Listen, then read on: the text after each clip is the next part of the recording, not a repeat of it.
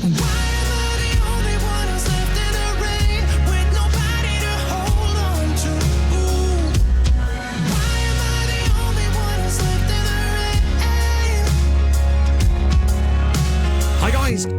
welcome back to another episode of Rebuilding Bolton, the analysis days, the first one of the season. So, I've been building my view that we're going to use. Now, obviously, when I show you the big squad view for the analysis stuff that we're going to be using, if there's any extra metrics or statistics that you'd like me to include in the view, let me know in the comments. If they're available, I will dump them in there as well. That way we can keep it nice and concise. So if there's any information you might be missing, let me know. Obviously, we're not at that point yet, but you'll see what I mean when we get there. So again, as always, thoughts in the comments about that. I always want to show you guys as much as possible about the statistics. So the way these videos tend to work is, firstly, we do a quick little squad review to look through each player in our first team, see how they did. Very, very quick brief. We then look at the league stats and the individual player stats to see if there's been any outstanding performers, really, or potentially someone we could sign, perhaps, that's done.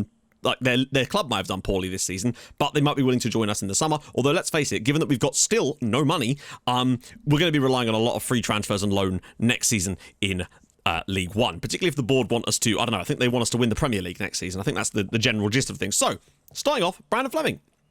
3 goals, 6 assists this year, with an XG of 1. So, he's performed above average as far as that's concerned. Now, one of the things I'm going to be key in looking for when we're looking for the wingers on the left-hand side, because he is such an important role in this team, is to make sure that they've got good finishing. And for, 21-year-old wing-back, 9 isn't bad, to be fair. So I'll take that. That's Brandon Fleming so far. Considered the best player at the club, too, at the moment. Matt Jokes, nobody cares. Arthur Ganua, I mean, he's basically made a couple of substitute appearances. It's not really a big deal, and he will be leaving as soon as I can get rid of him, basically. Then we've got Liam Gordon, who, again, is another one of these players that's still here, for sure, but won't be playing for us for much longer. If I can move him on in the summer, I will. Sonny Graham, bit more potential from him. Obviously, he hasn't really found much just yet this season. He did make 1 substitute appearance, I think, in one of those last 2 games, but not a big deal. Rhys Greenwich, another of these sort of players that he's in and around the squad, but actually, he's not as young as I thought he was, and he might be one of those players that I'd look to move on just to free up some cash. Then Jack Hickman, another of these sort of younger-ish players, but once again, I feel like these are the type of players that slowly but surely will be sort of phased out of the club over the next couple of seasons. Lloyd Isgrove, though, good season for him. 7 goals, 5 assists. He's performed above his XG, which was 5. I've liked his performances, considering in pre-season and literally at the start, I was sat there going, we need to get rid of this guy, he's never going to play for us. And he's ended up turning into a very comfortable player for us. 7 goals and 5 assists in the league. What a man. He's the reason we're playing this batshit tactic, so we got to thank him for that at least. Then Gethin Jones, the Australian, who, once again, has been called up for the Copa America. Love to see it. He's going to get his first cap for Australia, too. He's had an okay year. One thing I would say about Gethin Jones, though, is that he's actually underperformed from a finishing standpoint. Got a few assists, but he actually should have more goals than he does. Brandon Fleming's kind of balanced that out on the other side, but Gethin Jones has actually had kind of a poor season, has missed some good opportunities, and something we definitely need to look at, might be because his finishing's a little bit lower. Peter Kioso, on the other hand, similar kind of story, but he has at least provided some more assists. I've extended his loan for next year as well as Brandon Fleming, so we'll get those two sorted out instantly, which is good because I do want to make sure that we've got some stability with players that I know can do a job for us. And I think he's done okay this year. 1 goal, 5 assists. Again, maybe could have taken a few more chances, but hopefully elsewhere we've kind of made up for that. Little sneak peek. Here's Gareth Mayer. I've got him on trial from Shamrock Rovers. 16-year-old regen. Yeah. Interesting prospect potentially there.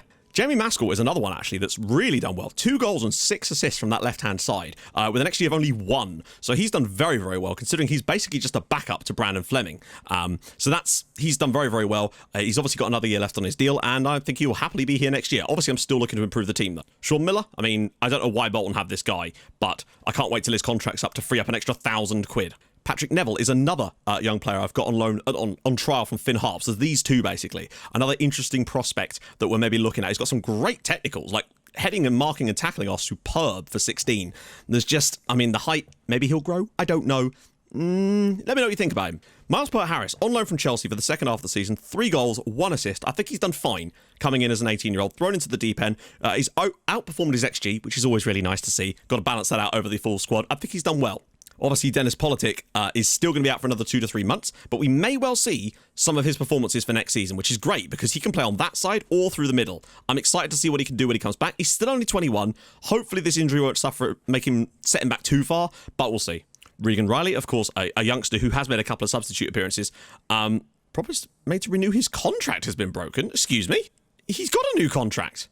I gave him a new look at this. What? Okay, this is ridiculous. The reason he was upset wasn't because of his new contract. I gave him a new contract, as you can see. The reason he was upset was because I couldn't loan him out. So I don't know what that's about. Frustrating. Anthony Sarcevic. I've been pleased with his work this year, the 29-year-old, but obviously we are at some point going to have to look to phase him out the team, but not anytime soon. 9 goals, 6 assists. He should have had a few more, really. He's missed a few too many penalties for my liking, to be honest. But what can you do? I would have liked to have seen him crack double figures, to be fair, but I'm happy with his performance nevertheless, although he is on quite a lot of money. Adam Senior, youngster, for the future. Like to start getting him into some games next season because he's starting to look very, very tasty. And I hope that, he's also improving really nicely too, which is a good sign. Get him a new contract soon. Daniel Simiu, of course. What a god. He's been brilliant since he's come in. Really, really enjoyed his work for us. Be nice to try and get him back on loan next year. Currently, Chelsea won't negotiate on that, but you never know. There might be a chance for us. Oh, no, of course not. I was thinking of Ziga. He's joining Rangers, so there's no chance of getting Simiu back. So we definitely need to look at centre-backs this summer. George Taft. He's not brilliant, is he? Let's face it. But he did score a couple of important goals towards the end of the year, so we've got to give him that. Andrew Tutt is another of these players that's on very, very large money, will not be playing for us, and once again will be freeing up a lot of extra wage budget this summer. Carlo Ziga, happy with him a lot. Now, here's my plan. Chelsea won't let us extend the loan yet, and I might be tempted. However, I'm currently scouting Will Jääskeläinen of Crewe, because they have just been relegated from League One. So, if there's an opportunity for us to bring Jääskeläinen in, you can bet your arse we're going to be doing it. To bring him back. Well, not bring him back, but bring him to his father's club. And that's something we would have to do would the chance come up. So don't worry, I'm on that. And hopefully we can pull it off, but it really does depend on finances. Ricardo Almeida Santos, obviously he did some silly stuff towards the first part of the season, but he's been an okay backup for us when we've needed him. He just doesn't have the pace a lot. Actually, his pace isn't even that bad. He's just a bit slow off the mark. Bright and Boateng, obviously, he's made a few substitute appearances so far. He's still very young, still improving, although he did have a sort of bump in the middle of the season before drifting away a little bit. He did get a slight injury, which might have been part of the reason. Alex Baptiste, 35 years old. He still has another year left in his contract, but he's only getting worse physically. And I feel like next season, I might even try and get rid of him this summer, to be fair, because he's going to be 36 by the end of next season, and there's no way he's going to be playing first-team games for us. Regan Booty, what a legend. 23 years old, 3 goals, 12 assists this season for Regan Booty. What a man. Retraining him to play as a libero too. He's slowly but surely getting there. It's just going to take a little while. I would love to see this be green and have Regan on that one, but he's still improving nicely, and I want to see what we can do with old Regan. He's a good man. Brandon Comley featured surprisingly a lot this season. I wasn't expecting him to play as much as he did, to be fair, but 2 goals, 3 assists. He's performed above what perhaps you would expect of him, so I'm actually quite happy with him on that one, although he is still on quite large money. Ali Crawford, really impressed with him this season. 5 goals, 4 assists. He had that little injury. He maybe underperformed a tiny little bit of what you'd expect, but still, I think the injuries have hampered him a little bit, and I'm hoping that next season he can really kick on a bit, but I am a bit concerned now that he's starting to tip over. Ronan Darcy, on the other hand, I would have liked to have seen more out of him. He's been in some good position and has mucked up some chances for us, but he's only 20, room to improve, still on low wages, fine with that. Ryan Delaney, on the other hand, I've really enjoyed his work this season. The one thing he lacks is that marking, and that may well be what costs us from time to time, particularly as he doesn't have the pace as well. And we really do need fast centre-backs, so that's one of the things we're going to have to look at. Still, he's netted 4 goals, and amazingly, could have even apparently had more. So there's that. Nathan Delfonso, massively pleased with him this season. Playing from both positions at 30 years old. Obviously, he's going to be starting to tip over soon, but he's not there yet. He's still got that pace, and he's looking like no signs of slowing down. 13 goals in the league, 3 assists. He's got nearly double his XG, which is a really nice sign. Owen Doyle, on the other hand, weirdly has you'd argue has underperformed. 16 goals, but when you look at what Delfonso's done, you'd expect Doyle to be, I would have liked to have seen him get like 20 this year. He's just sort of struggled a bit, but again, 33, starting to lose physicality. I feel like a striker in the summer is going to be a key area for us. Liam Edwards, still fairly young, although 24 now. The one thing about Liam Edwards is he can pass and he's got good vision. So he actually can cover the libero role if we need him to. And we're back to Brandon Fleming. So let's go check out some league stats. So we like to look through the team detailed. Obviously, most possession. Surprised it wasn't higher, actually. Headers won. I imagine we're fairly low on that one. Yeah, not a lot at all. Headers won ratio, though, surprisingly low, considering we've got a lot of tall boys in the team. We're not bad on the old yellow cards, which is a surprise, which is, kind of a surprise. As for, we do get a few reds, though. We had that spate of it earlier there. I like that as a PPG here, too. So over 2 points a game. If you want to win a title, generally speaking, that's what you've got to be aiming for. And we're the only team that achieved that. We're any teams, Cheltenham are well under, actually 1, which is a bit of a shame. We don't care about form, because that doesn't really show you a lot. Goals, 81 goals this season. Very nice. Goals per game, comfortably better than anyone else in the league. Expected goals for, 76.33. That's a really, really nice sign.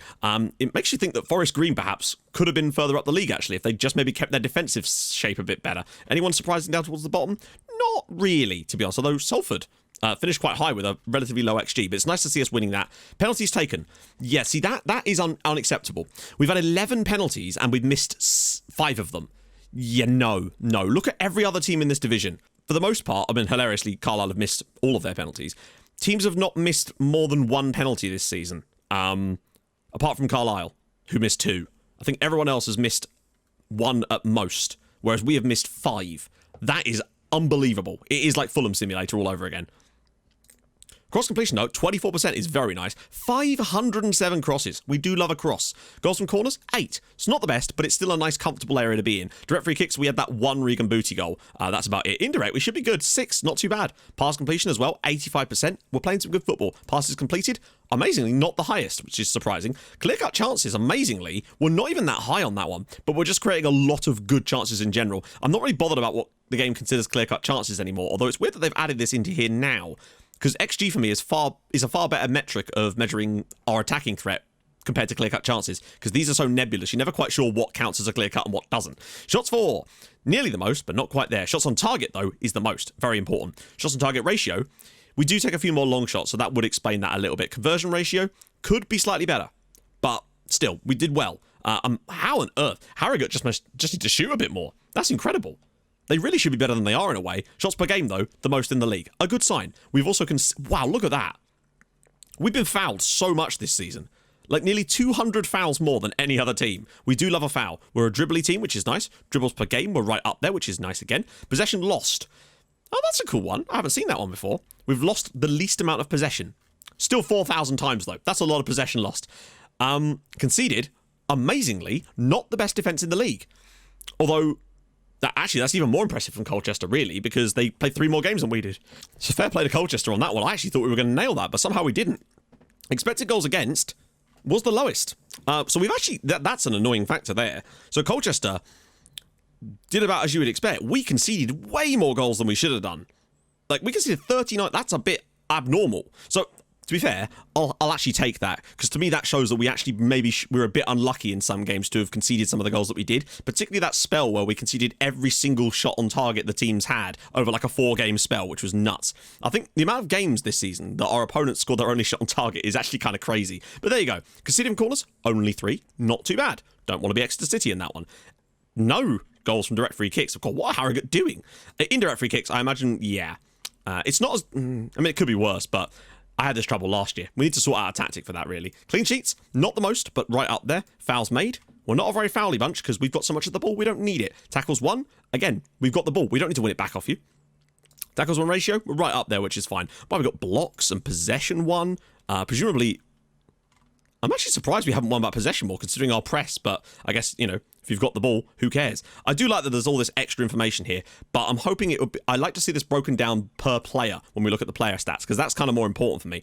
Average attendance overall, the highest in the league. Only just, and probably did well from that fan day we had, where the board just arranged one. £18,500. £1,000 people. Net transfer spend was 6. We are obviously insecure. No surprises there. Salary per annum, one of the highest, but not as high as Salford, and they still didn't get promoted, so rip them. Right, now, player one. This is going to be more interesting, because we might be able to find some potential signings in here. Although, let's face it, it's unlikely given our budget of nothing. So, appearances, not super bothered by things like that. Yellow cards, we've got... no one on there for once. I'm so used to having players on here, I've got to be honest. Red cards? Yeah, I mean, Santos got one, Taft got one. There was another one in there for us as well, I believe. It's not showing up on here for some reason. 8 man of the match awards for Regan Booty is beautiful. Wow. Max Wright was covering some ground, my friends. Maskell, though, getting up and down their wing, probably more so than Brandon Fleming, it would seem. Headers 1. We were unlikely to have players on there either. Possession 1. This is interesting. So, hang on. Luke McGee, how did he win possession? He's their goalkeeper. Is that just because he picks the ball up? Okay, this needs to be looked at because this is useless otherwise. That's literally surely just the goalkeeper picking the ball up sometimes, I'm guessing. Because the goalkeeper should not be having the most possession won, surely. Possession lost. No one on there for us, though, which is a good sign.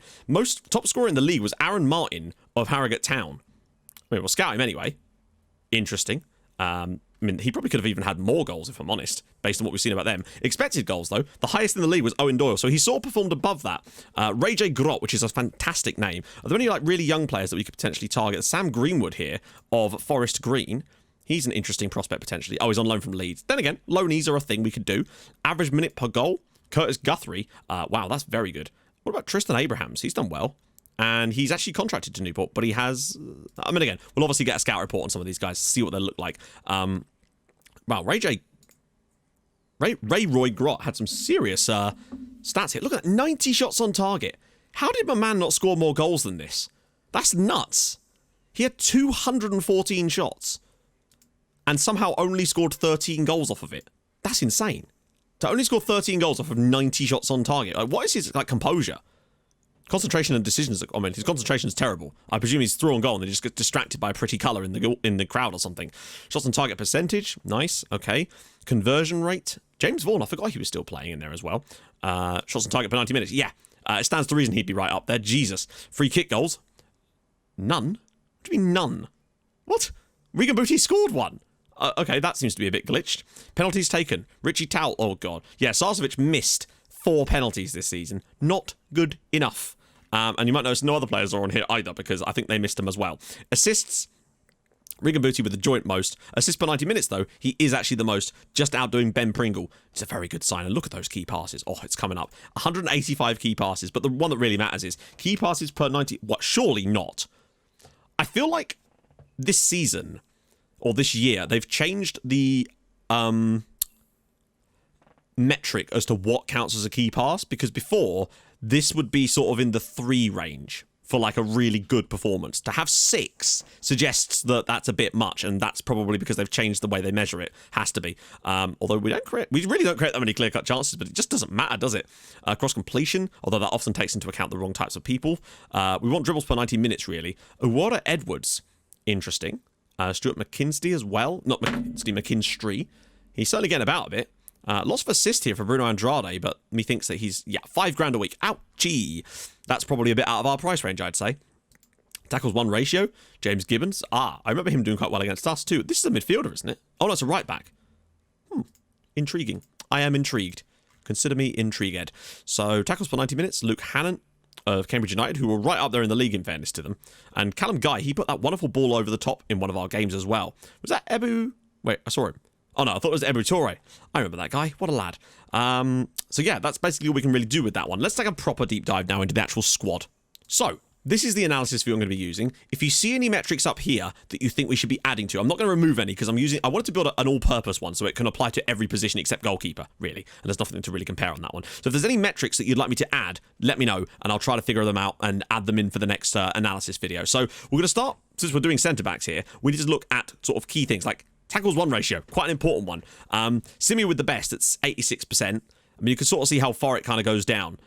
This might be why he's done so well this season, because he has been doing a pretty damn good job. You'd expect the fullbacks to have slightly better ones then. And you've got to ignore some of these players, because we're really just looking at the centre-backs here. There is a way to exclude them, but it is a bit fiddly at the moment, particularly in the current state of the UI. Mistakes leading to goals. Delaney with 2. Would rather he didn't have those, if I'm honest. But what can you do? Simeo again, highest interceptions per 90 minutes. Once again, miles clear of Delaney, Baptiste, Santos, basically all the rest of our defenders. Simeo's been spectacular. I wish we could still see Mengi's stats, because I'd love to see how he compares to Simeo over this same period. Tackles per 90 minutes. These guys haven't played enough. Hang on, I can get rid of players not at club. That will at least bring that down a little bit, so we don't need to see players that aren't here. Team conceded per 90 minutes. Who's got the best? So Baptiste, it's not too bad. Delaney, not too bad. They're all above a reasonable level. But you can see with Taft in there, we're worse. Santos were even worse. And Greenwich, we are even worse. Key headers, I mean, we're more interested in key headers per 90 minutes, but that one doesn't appear to be a thing you can do. Headers 1 per 90 minutes. Again, Simeo's all up in that, which is good to see. Cross completion, not too bothered about that. Chance completion. And again, key passes, we can have a look at. To see if there are any players that are standing out as far as key passes go. Santos isn't too bad, and amazingly, Greenwich has been spraying some passes about, to be fair. Now, it might just be because it's a low sample size, because obviously we've got the minutes here, so you can see how much they've actually played in that period, but he does have an assist to his name. Dribbles per game, we don't... Yeah, they just do not dribble, do they? The fact that Delaney has no dribbles to his name, and he's played 3,500 minutes this season, that's actually kind of nuts. At no point did he decide to take someone on and actually complete the dribble. So there you go. Assist per 90 minutes. Not really that relevant for centre-backs, to be fair. So, although they did actually get some. Team goals per 90 minutes. We are actually surprisingly good with Greenwich in the team. But, yeah. Where's the team conceded per 90 minutes? I swear I had that attribute in here somewhere. Oh, there it is. Team conceded per 90 minutes. Oh, we already looked at that, didn't we? Never mind. Points per game. Quite a good metric to look at. Amazingly, Taft is still quite high, despite not actually being that good. I think he's sort of been carried in a lot of games, to be fair. XG for the centre-backs. I mean, look at that from Delaney. Holy Christ, 6.56 XG. The guy's got into some very good positions, and maybe he could have even done better in front of goal this season, but he's still done probably one of the best out of these guys. So I'm pleased with that. Now, as far as ability goes, we've got Delaney, we've not got Simeon. Taft is actually kind of in there. We really do need to rebuild our backline next season. And I think making sure we bring in some quality defenders is going to be key for us, because there's a lot of aging players that are not going to be here for much longer. Aloni that isn't going to be here either. So we definitely do need to strengthen centre-backs for next season. Without a shadow of a doubt, that is an area that we must look to. So let's now take a little look at the fullbacks. Just occurred to me I had all defenders on there, so that shouldn't have actually shown everything on that one because I accidentally unticked it. So as far as the left-hand side goes, we're mainly just looking at Brandon Fleming and Jamie Maskell. Those are the only real two comparisons we're looking at here. So that's kind of the key thing to pay attention to. So Fleming just slightly outscoring Maskell on this one, but he does have some mistakes leading to goals. It's bound to happen, I suppose. Better tackles one ratio, though, for Maskell. He wins more tackles per game. We do concede more with him in the team, though, very evidently, and he does win less headers. His cross completion is worse, and that's very, very important, although he does actually, surprisingly, create more chances than Brandon Fleming. Key passes is around about the same. He dribbles a little bit less, but his assist per 90 minutes is extremely good compared to Brandon Fleming, and arguably, we score more with him in the team, and our PPG is higher. He also has a higher XG himself than Brandon Fleming. That's actually really impressive that his XG is so high, considering he's played less than half the number of minutes. He really does seem to get forward and make stuff happen for us. I still feel like Brandon Fleming is the man for the job, but I'm very complete and comfortable having Jamie Maskell as a backup to Brandon Fleming. I feel like next season, Brandon Fleming starts, Maskell can be the backup, and I'm honestly kind of happy with that. If we find an awesome player to be like a real youngster to come through behind, then I'll absolutely try and sign them. But I don't think it's a position of concern the same way centre-back is at the moment. But now let's check out the right side. Oh no, I did have it filtered properly. For some reason, when you click off of it, you go back on and it doesn't have the tick anymore. Really weird. Yet another little UI error there. So right-hand side, it's all about Gethin Jones and Peter Kioso. So Jones, you can see, way more interceptions, but he's worse in the tackle. Kioso is very much a tackly boy. Better defensively, though, ironically, with Jones. I'm guessing Jones is just cutting out those passes before it's even getting near them. Relatively similar in the air, but Kioso does complete more crosses. The key thing, ironically, I'm looking more for, with the inverted wingbacks on this side, I'm looking more at their pass completion, because they don't cross as much as the other side wingback do, for obvious reasons, because they're generally speaking a lot closer. So I'm more interested in their assists, chances created, and stuff like that. And, well, Kioso he's created more than Gethin Jones, to be fair, and they've played a very similar amount of minutes. So he's better at crossing. His key passes are around about the same, but he does dribble a little bit more. Assists, he's slightly better on, and we do score more with him in the team, and our PPG is higher. I feel like Kioso really should be starting over Gethin Jones next year. To be honest, Jones has not actually impressed me as much as I thought he would. His XG is higher, but he's really failed to meet the expectations of that, and arguably, Kioso's been, not even arguably, I think Kioso's been comfortably the better of the two players, despite the average rating saying otherwise. This is why I feel like this sort of analysis is very important, because you can't just go straight on this, because it can be deceptive. I'm pleased with Peter Kioso's performances this season, to be fair. So, let's take a little look at, what should we go next? Let's go to central midfielders. So there's quite a few options here. Now, obviously, a lot of these guys we're not that interested in. We're mainly interested in Sarcevic, Comley, Harris, really, and Booty, obviously. Although Booty's position, his attributes will be a bit, not his attributes, his stats will be a bit skewed based on the fact that he's played all over the bloody place so far. But still, interceptions, very, very solid. Again, it could be because of his time as a libero, but nevertheless, still pretty damn good. Pert Harris has really struggled on that, but I feel like Pert Harris has predominantly played further forward in this system.